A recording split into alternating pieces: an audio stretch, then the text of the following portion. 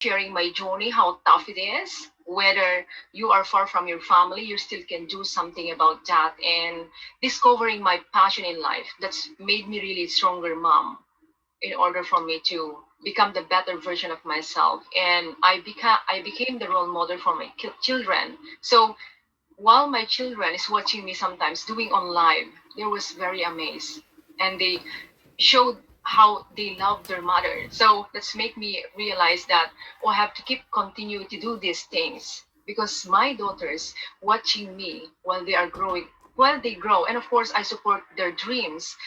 So whenever they tell me that they want to do this and they want to go to this path, I just told them, just follow what your heart was telling you. I'm not going to say no as long as that's make you happy, and just go for it. So now I'm so happy. So yes, let's give light to other moms that they have to realize how amazing they are, how even though how tough they're going through in their life, there's always hope. So that's mine. Wow. Wow. Thank you, Amanda. And there's so many nuggets again, but there's something that you said about no matter how tough it is, you are mothering your children over the internet. And you are finding peace doing that. You're doing everything that you can as a mother to make sure that you take care of yourself while you're taking care of your children the best way you know how. So just thank you for being that kind of mom and sharing your story with other people, because society tends to prescribe this is how to be a mom. How can she not be hugging her kids and all? But sometimes our realities are different.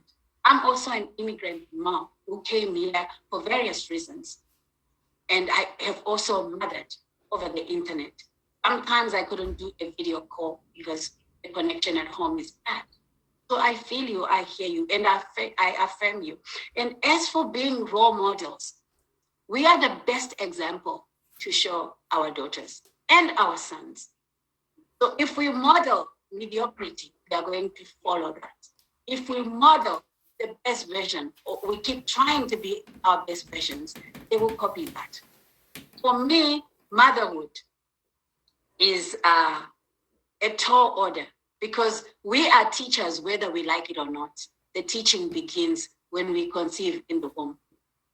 Before we even know it, we are teaching, because they can feel us, they live through us. We give them life while they are still just a little being. That's when the teaching begins. Our mood, whatever we do, whatever we eat, how we move, how we be, we are transferring already while they're still there. So we are the first teachers. And what we teach our kids, even though some may seem to forget, because some you may teach them good principles and then they turn out to be something else. You look at them, you're like, where did my teaching go? But they never forget. I think there's a Bible verse that actually says, if you teach your child a good thing, they will not forget it. It doesn't mean they're going to follow it, but just know as a mother, that's the power that we have. We are the first teachers. Yes, the world will come in the layers to teach our kids, but we are the first teachers. And therein comes my conviction as a mother to say, we have a say in what we want to see when we are done parenting. We have a say, but we don't have a say in who our kids choose to be in the end. But our first layer of teaching, that I know that we have the power to influence the world. We teach from a point of love, unconditional love, a gift that is only unique to motherhood. So I'm going to get a little bit into my story and why I have said gather the mothers globally. Look at the screen and look at us from all over the globe. Different cultures, different histories, different ages. We are here, convinced that it is only through the power of love and through telling our stories, sharing our voices with the world, with love, that we can make a real difference in this world. I was born a girl, number 3, in a succession of girls. And from the get-go, I was told that girls don't matter, because society was expecting my mom and dad to have a boy and heir. So from the get-go, it was like, that one is not enough. I remember a primary school boy named Vinny. He kicked me from behind, a hard kick that got me falling over. And his reason for kicking me was, you cannot be smarter than me. I was always in the top 3. Vinny was always number 4 going downwards. He says, no, you don't beat me. You're a girl. That's how I grew up. In secondary school, a teenage boy, in fact, it was not 1, 3 more. They felt entitled to my body, touching me when they wanted. You go to the school authorities, they tell you boys will be boys. My cry for help was met with boys will be boys. Let them be. And so for me, the pain of living this life from my girlhood to my womanhood and even extracting myself from a 12-year so-called marriage, that pain made me realize that I was worth more. That pain of being told when my parents died that girls don't inherit anything. You go get married, even though the marriage is hot. Stay there. That's what girls do. And at work, you get groped by a manager on your thigh. Why is his thick hand on my thigh? So I began to know that this is not a life. This is not a life of a girl. It's not a life of a woman. This is not a life of a married woman. We deserve more. I began to realize that I am an equal human being with equal human rights, deserving equal treatment. And I knew from the pain in my heart, from deep down in my soul, that this cannot be right. And so I wanted to make it right. I became a mother when I was a university student as well. So out there, if you're a girl and you're planning life, don't make student motherhood one of your plans. It sucks. The joy that I have is that I decided to keep my children despite being twice a student mother. But it was a hard journey. But my children are all grown up and they truly appreciate who I have become. I decided to keep them. But when I decided to keep them, I said, not on my watch will they grow to be those men and those women who settle for less. Those boys that were beating me, those managers that were touching me, the marriage that was horrible, I did not wish it for my son. I wanted my son to be a man of integrity, a man of confidence, a good citizen, a brother, a partner, a husband, a citizen, all that he can become. And I could only do that if I taught my son to respect girls and women as equal human beings. So I began to speak up. And I had to write up, Mother, behold thy son. And I know that every mother longs for their child, son or daughter, to be the best version they can be. So in my home, I began to teach, you do the dishes too, not the girls only. You cook because you eat. You do all the chores that the boys do, fix the lights, do the drains and stuff, because you have hands. You were not born with a pot in your hand as a girl.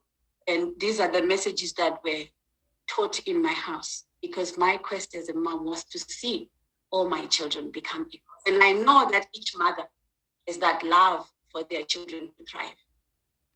And I was convinced that I was not only writing this message for my son, it's for other sons and mothers who want to embrace this message. And they know that only when we teach our children equality and love and humanity will there be peace in this world. So I started to invite mothers and others to a movement where we can use our power as teachers, our power of unconditional love, to make a difference, beginning in our homes. And then this platform is now the collective outrage against injustice that we are bringing to the world to say, here we are as mothers. I am done with my story. And we are going to move on to the next part. What are the lessons you have learned? I'm being mindful of time, but we still have a little bit since we started late. What are the lessons that you have learned? Or some of you have already preempted by sharing. And what are you teaching your children? Just briefly, Coach T. Yeah. So some of the lessons, just to, I think for me, establishing tradition. I think tradition is so important for children to know that, there are some things that we carry down from my mom and into our household, to keep our culture and to keep our, creating new traditions, but also carrying down the ones that we have, and how we celebrate and how we, like to spend actually on Easter and especially Thanksgiving. We really like to go through all of our old photo albums and look at like all of our family pictures, embrace, and look at everyone who is still here, but some that, have passed on. But it's our tradition, right? It's to value and respect our family history, and I always go back to just respecting yourself first, and how you show up and how people will look at you. We already know people will make snap judgments about who we are before we even open our mouths. So with that being said, it's so important to have self-respect in who you are. And when you speak, you just invite them into who you are a little bit further. So for me, as a mom, I think the lessons I take are one from my own mom, but also the ones that I create and the ones that I learn, ones I learned from them. As I told you, I have teenage boys. So, we're moving into learning how to drive. We're doing all these other things, high school life. So I learn each day. I try to embrace everything that comes my way and comes our way as my husband and I, but just to understand that they're growing too. They're going to make mistakes. And I learn from those just like they do. We have to do it together so that they can get back on the horse and know that, okay, and tomorrow's a new day, right? And we just try again. So it's just embracing all those things for me as a parent. Thank you, Coach T. Our family traditions, culture, keeping what is helpful and perhaps revisiting or revising or discarding what is no longer useful. I like that in the family traditions of holidays, keeping the family together, but most importantly, self-respect. And another thing that resonates with me is we learn from our kids. As mothers, that authoritarian style of leadership, maybe it worked decades before, but now we are open. Some of us are open to learning from our own children, from our mistakes, from their mistakes, and learning together and being vulnerable to them. When we do, then they really see that there's no need for them to aspire for perfection, because there's nothing like that, but they just have to aspire for love. Every day, whatever we do, if we ask the question, have I loved? And we know what love is. No one needs a definition of love here. We all know. So thank you, Coach T, for those wise words. Mama, Zizi, what are some, you're welcome. What are some of the lessons that you have learned about motherhood, and what are you teaching us, your children?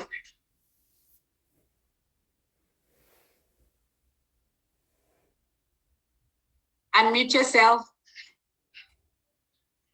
I'm learning from my children. I realize that the hardest profession in the world, parenting, is the only one that has no courses, or now there might be some, and there's no licensing. Like we're licensed to drive, but nobody's licensed to be a parent. And that is something. And I learned that you learn as the children grow, you learn, like you know how to treat a 5-year-old, then you learn 6-year-old, then now you have adolescence, you will learn. The first one you learn with the first and the second. So we learn from our children all along.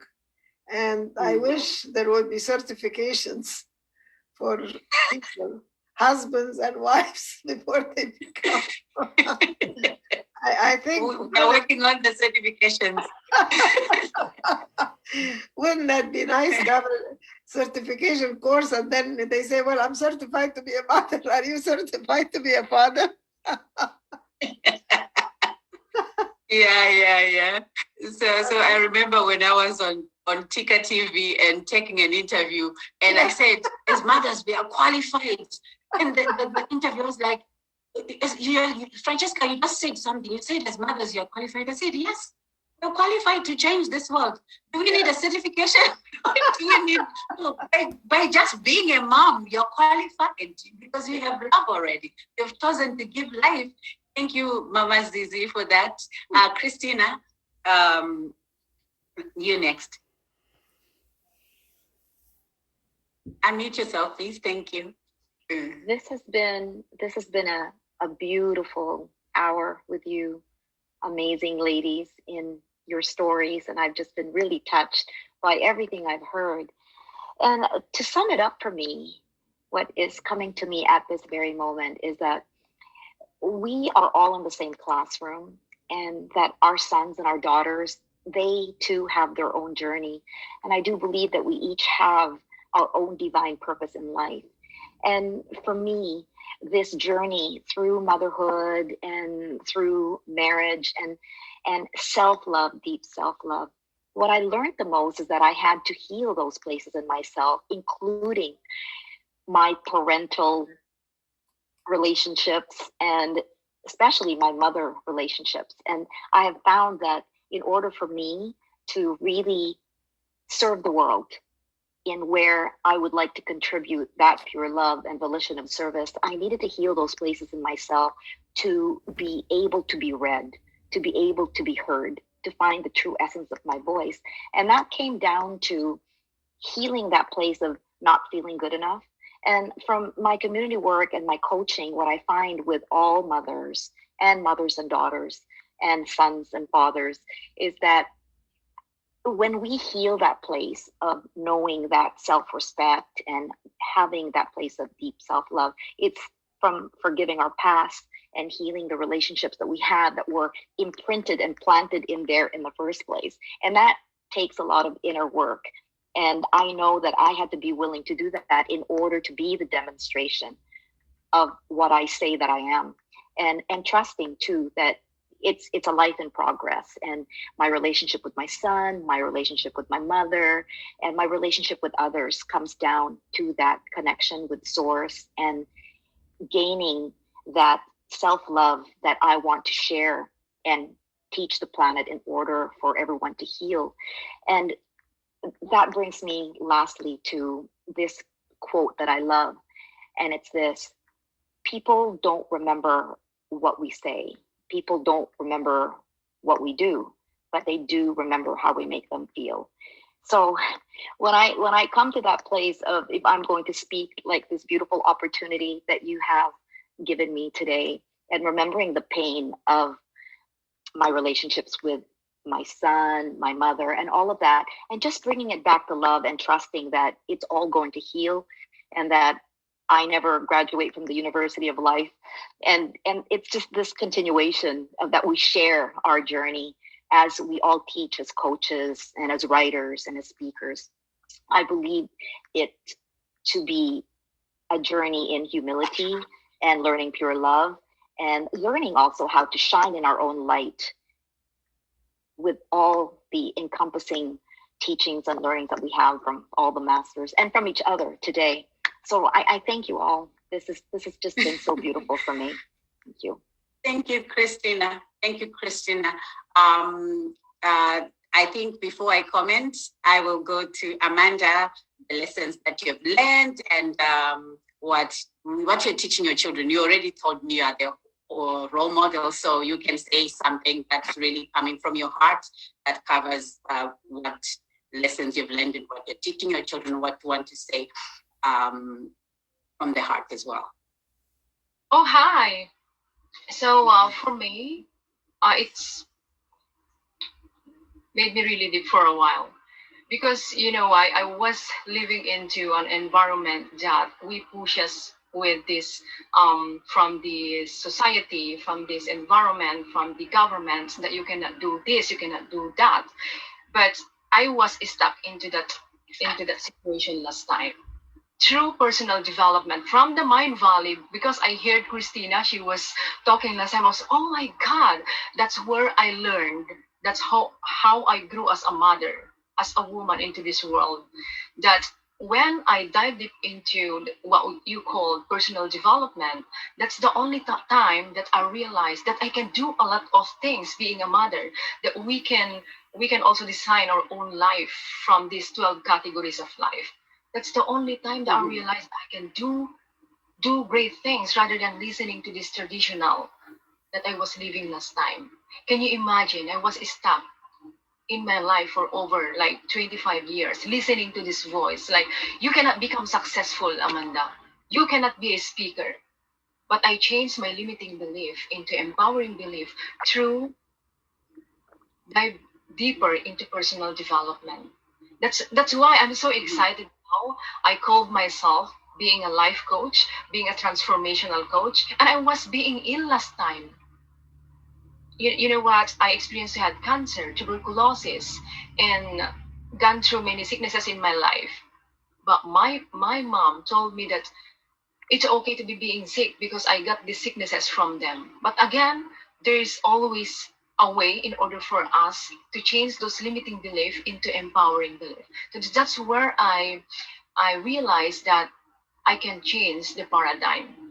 So that's where I'm teaching other women as well, that we can change our belief system into something empowering, into something we can help this world to make a better place. So that's why I'm so excited. Thank you. I'm so grateful that I am here today, listening to all the stories. Made me realize how amazing I am, especially when Christina talked. Listening her that she Yes, was you are amazing. Yes, you are amazing. It's my dream to speak at the Mind Valley platform. Thank you so much. You're welcome. I think as I was also asserting myself and knowing that I had a voice, and these stories that I put in a book started happening way back. Can I add more a little bit? I forgot to say something. That's okay. Yeah, because last time I was being sick, so I just want to let other women also, or other mom, that they can heal themselves by surrendering everything to what we call higher power or God, or what we call in. So we can just surrender everything. Or maybe if we are lost into our life, we just surrender everything, and the right people will just come to us. Yes. Thank you. And yeah, talking about Mind Valley and the tribes where we met, for me, the transformation journey began way back when I was in Africa. And I think there are people that I want to thank. Training for Transformation, the organizations that I worked for, that really awakened me to who I am. The I am statement is powerful. What I say I am is what I will be. I never used to believe it because I'll be like, no, there's just too many restrictions in life. You can't be this, you can't be that because you're a girl. You can't do this because of this. You can't do this. And culture says women sit down, keep quiet, or African women or Black people, you can't have this, you can't do this. When I stopped believing those things, I saw what was possible. You can't walk out of a marriage. I did. Of course, I took all the nicknames and the stigma and everything, but I did walk out. You can't do this because culture says. I said, I buy culture. I'm walking away. And I took the consequences. So it's really about the mindset. What do we believe about ourselves? If we believe that we are defeated, then most likely we'll be defeated and we'll stay where we are. But if we open our minds, and the inner knowing, the God inside of everyone knows what we are worth. But sometimes we choose to shut our ears or our hearts to that whisper that says, you are more. You are more. You are enough. You deserve the best. We shut it down. And I invite all mothers to open their ears and their hearts to that voice that tells them they are enough. They deserve better.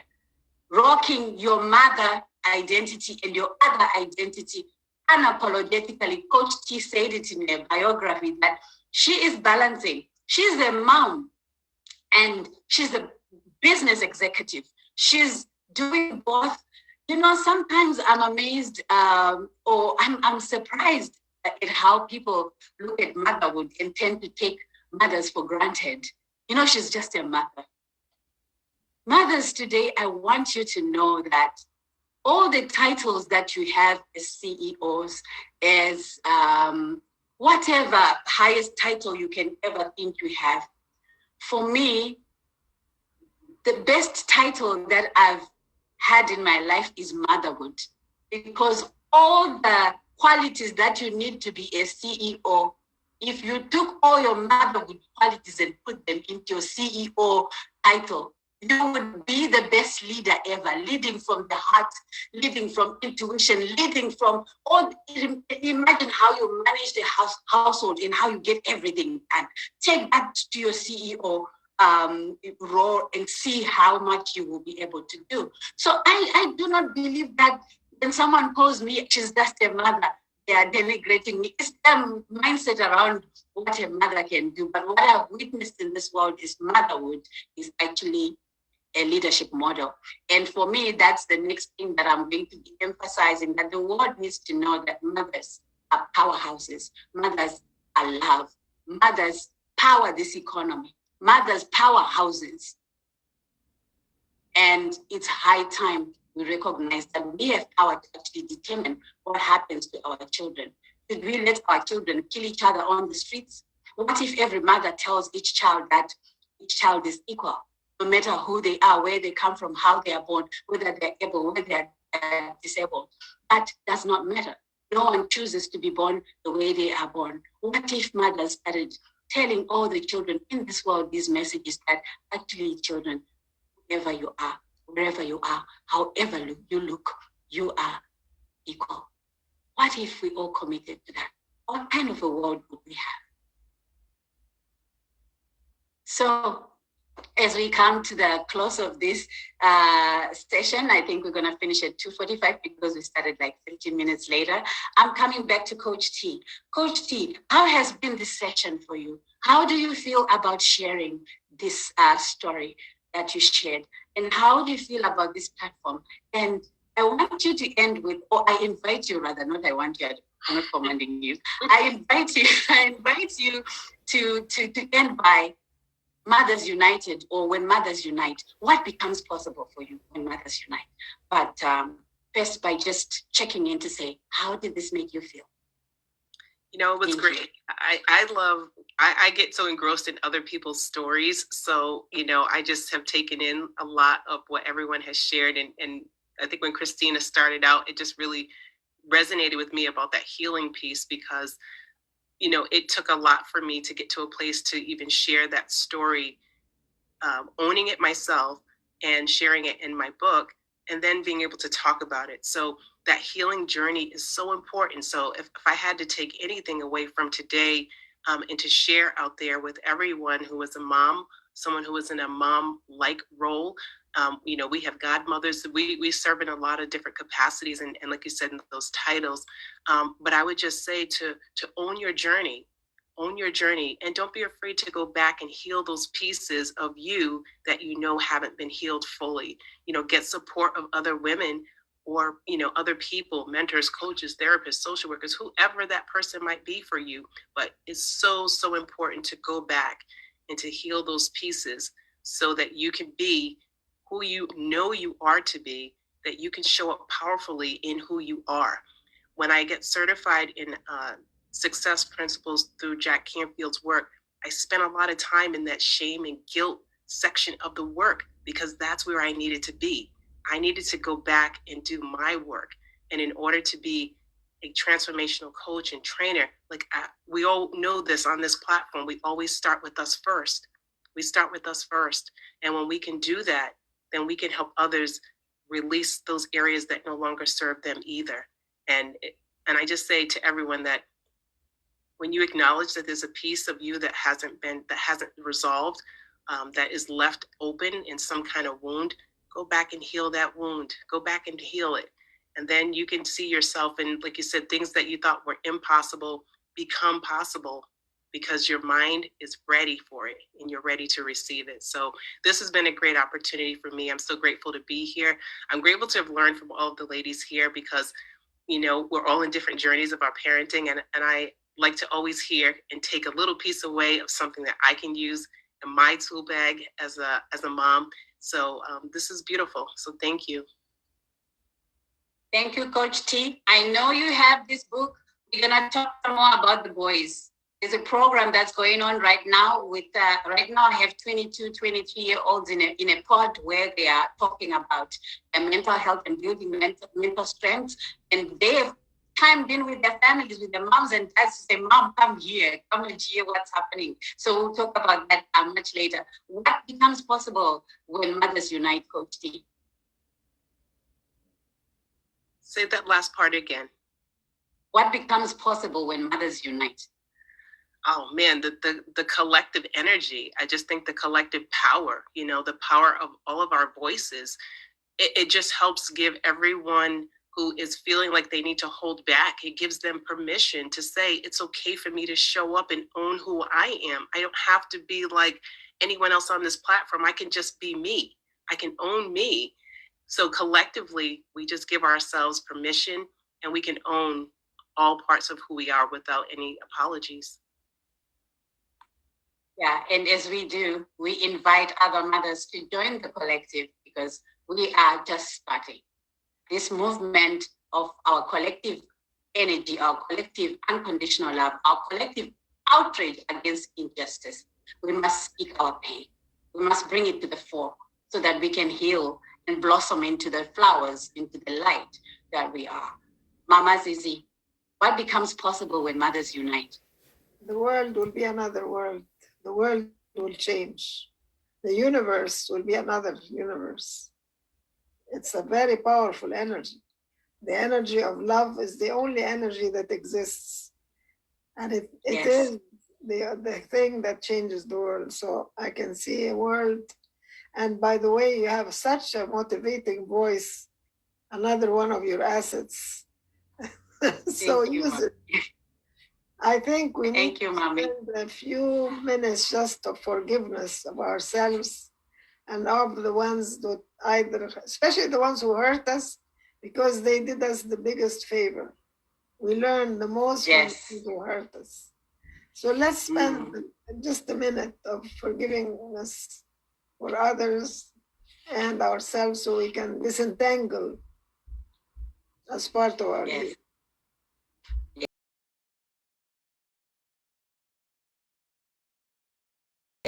Yes, disentangle. Amanda, what becomes possible when mothers unite? In one or two sentences, we are now going towards the close of our session. Oh my God, it's all amazing. And we all mothers, we can create a movement. And as you all said, we have to forgive ourselves. We have to learn how to get out of our comfort zone in order for us to lead by example. And you know what? The world needs us, because what's happening into our surrounding or into the world is kind of such a mess up. So there's a lot of lost people.